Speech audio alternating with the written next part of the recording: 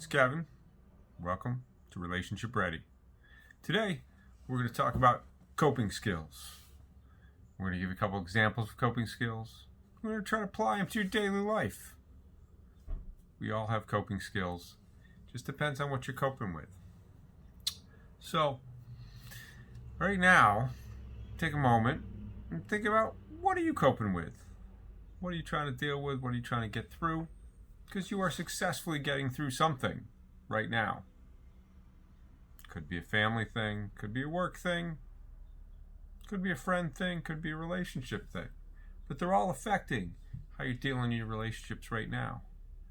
And the more effectively you can cope with them, the better your life is, the better your relationships are. The better you're feeling inside, the better you're feeling outside. So what is a coping skill?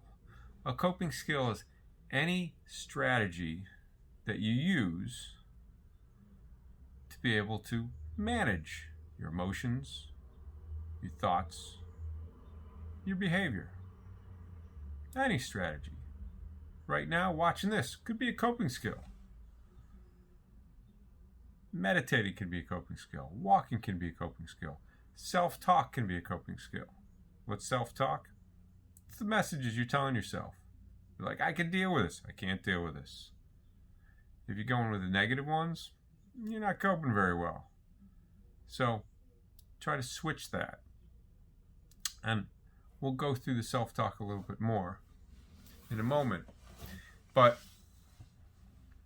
if you can start to think of coping skills as all the things you do on a daily basis, if you're listening to music on the way into work, if you're screaming into a pillow or screaming at your kids, those are coping skills. They're not healthy coping skills. Well, screaming at a pillow is not bad, depends on, well, so you don't disturb the neighbors. But it's coping. Then you want to try to switch your coping skills into healthier and healthier ones. So what's a not healthy one? They're the ones that are self-destructive. They're the ones that cause harm or impact negatively others. They're the ones that cause harm and impact negatively yourself.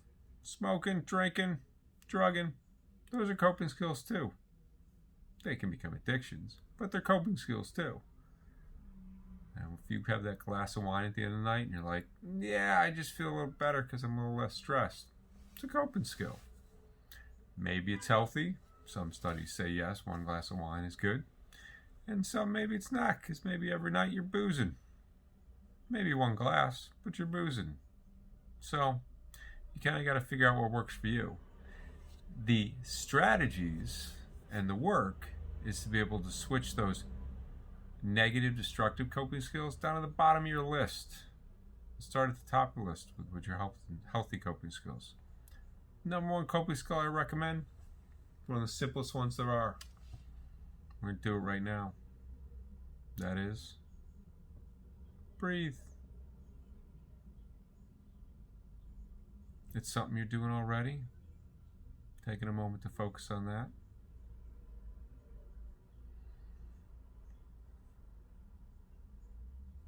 You're coping right now. So let me go through self-talk a little bit. Most of our messages that we had, both from when we were growing up till now, that we have taken in from our environment, from our parents, from our bullies, from our negative people, have developed us into self-talk. They've told us how we handle things and how we don't handle things. They're like, nah, you're not good at this. No, you're great at this. Oh, you can't handle this. Oh, this is too much for you. Oh, you got this. The most challenging thing with self-talk is you will find that your negative self-talk is usually something you're lying to yourself about. And something that maybe was a message from somebody else that wasn't yours. Maybe it was a parent going, you're not good enough, or you can't handle this, or that's not enough. But right now, in the moment, it's usually a lie. And the way to find that out is to ask yourself, is that really true? Are you not handling it? You're handling it. You may not be handling it as best you want to be handling it, but you are handling it. So a more healthy self-talk, other than I can't handle this or I can't take this, is it's hard right now, but I'm doing the best I can. Is that more true? If you're not doing the best you can, do the best you can. And then you're not lying to yourself. And you're telling yourself, I tried. I'm doing the best I can, and I'm handling it the best I can, which is a much more positive feeling you get from telling yourself that than that feeling of, I can't do this, or I can't handle it, because that's just that negative, hopeless feeling. And that only helps in blocking your relationships, blocking your happiness, and blocking your ability to handle yourself and your relationships. So what do we talk about today? Coping skills. Everything is a coping skill. Start to identify what your best coping skills are. We talked about breathing. We talked about self-talk. We talked about destructive and constructive coping skills.